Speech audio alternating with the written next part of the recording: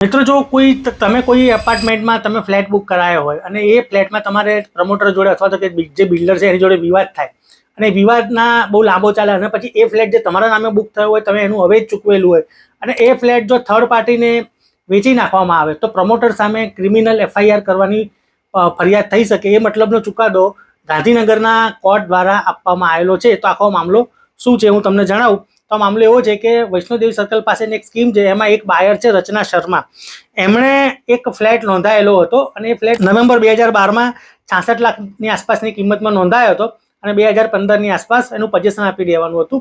પણ 2015 સુધીમાં એમને પજેશન ના મળ્યું અને બિલ્ડર જોડે ડિસ્પ્યુટ થયા.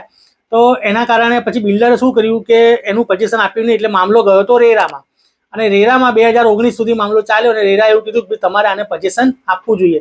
બિલ્ડરે તો શું કર્યું કે આ જે ફ્લેટ છે એના પૈસા આમને જે બાયર છે એમને પાછા આપી દીધા ઓનલાઈનથી, પણ બાયરને એ ફ્લેટ લેવો જ હતો એટલે જે બિલ્ડરે પૈસા પાછા આપેલા એ ફરી પાછા બિલ્ડરને સોંપી દીધેલા હતા.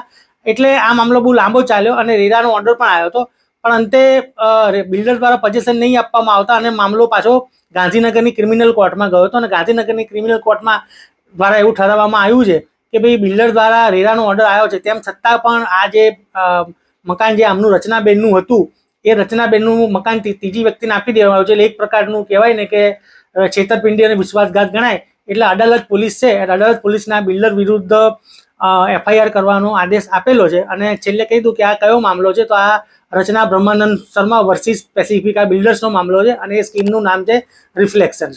હવે આ મામલો છે એ ખાસા લાંબા સમયથી લિટિગેશનમાં છે, હાઈકોર્ટ સુધી ગયેલો છે, રેરામાંય ગયેલો છે.